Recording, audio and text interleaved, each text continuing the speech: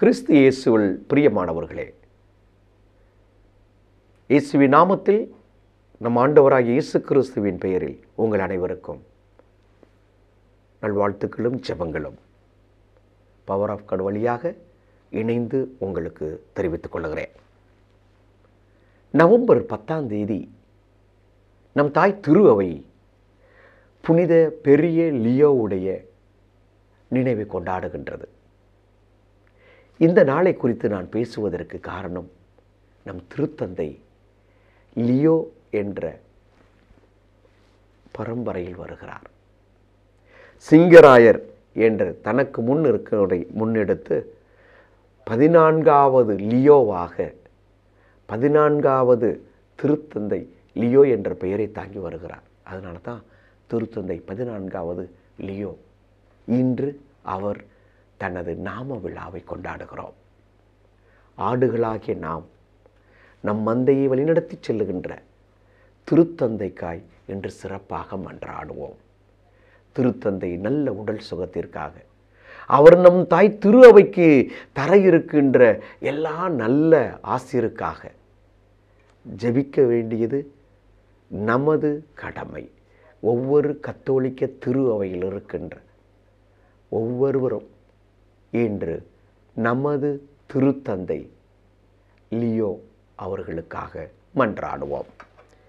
நாம் இப்போது பெரிய லியோவை பற்றி பேசுவோம். இந்த பெரிய லியோ லியோ த கிரேட், அவர் ரொம்ப பிடித்த ஒன்று என்ன அப்படின்னா, அவர் தன்னுடைய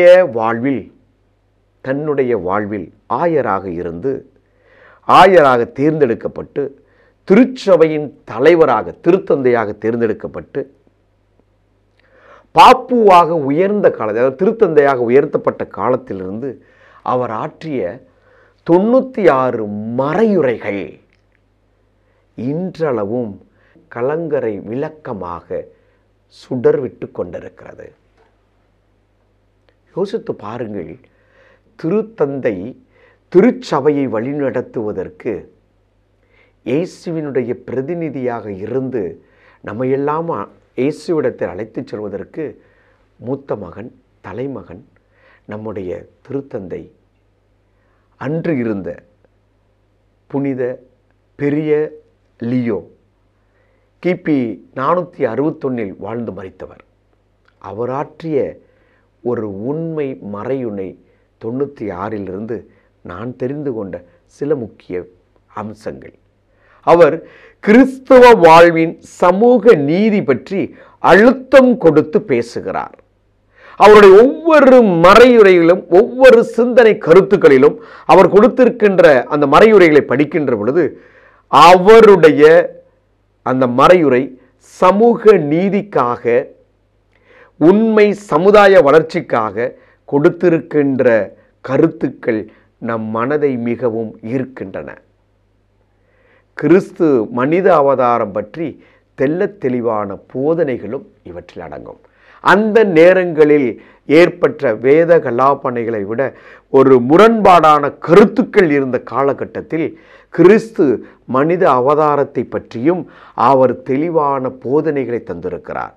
இப்படிப்பட்ட ஒரு பெரிய புனிதரை கொண்டிருக்கின்ற நாம் சிறப்பாக கீழ்த்திசை திருச்சபையின் காலத்தில் சீர்கேடுகள் அத்தனையும் அவர் அறைகூவலாக தன் மறையுரை கருத்துக்கள் வழியாக எடுத்து சொல்லி இன்று அவரை நாம் நினைவு கூறுகிறோம்.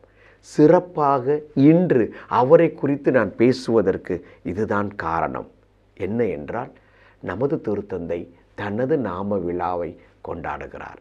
திருத்தந்தைக்காக ஜெபிப்போம். இறைவனுடைய அருளும் ஆசீரும் உடனிருந்து அவர் நம்மை இறைவழி நடத்த நல்ல உடல் சுகத்தோடு இருக்க ஜெபிப்போம். புனித பெரிய லியோ திருத்தந்தை எங்களுக்காக வேண்டிக் கொள்ளும். ஆமேன்.